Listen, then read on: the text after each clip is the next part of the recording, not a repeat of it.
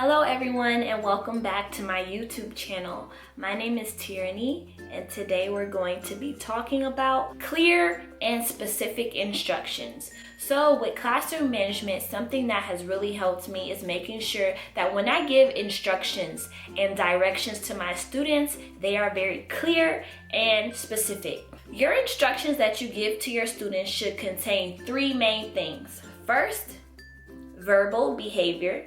Secondly, movement, and third, participation.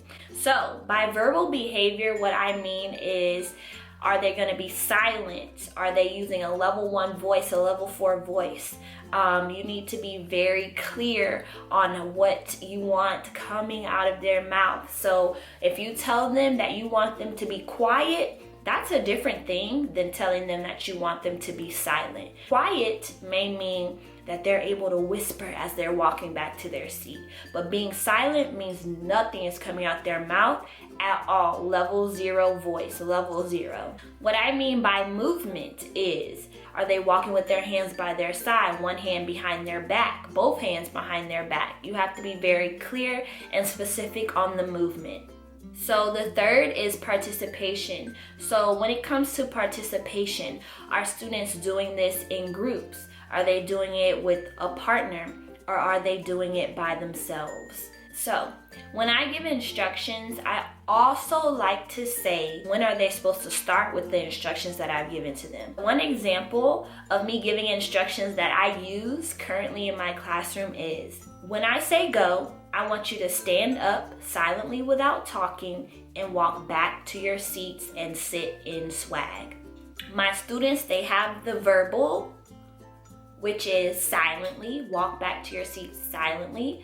The movement is that they are walking, they're not running, they're not skipping, they're not moving as slow as possible, they're walking at a normal pace and a normal speed. And third, with the participation, I'm having them do it silently. In addition to giving clear and specific instructions, you want to make sure that before you release your students, that you do a check for understanding. So, giving the instructions that I said earlier, when I say go, I want you to stand up silently without talking and walk back to your seat and sit in swag. I will then cold call on a student.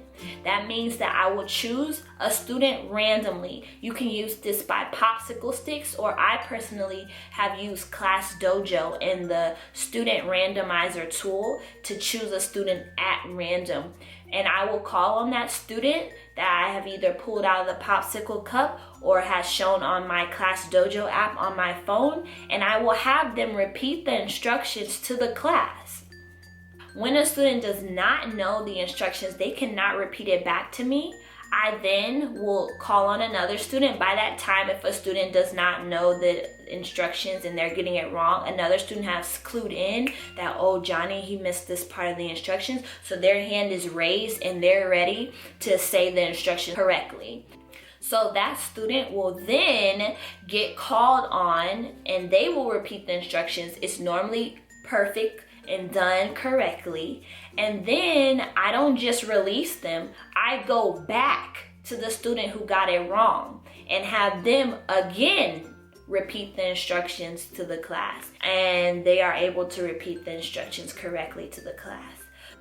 So those are the things that I encourage you to do when you're giving instructions to your students. So make sure all the time that your instructions include the verbal behavior, the movement, as well as the participation that you want happening. And make sure you also give that attention getting signal, the when I say go part, so that students know when to start the action that you have requested of them. So I hope that this has been helpful to you. If it has, please like and subscribe to my channel for more videos to come. I also encourage you to check out my website, MissTierraney.com, for more teacher resources.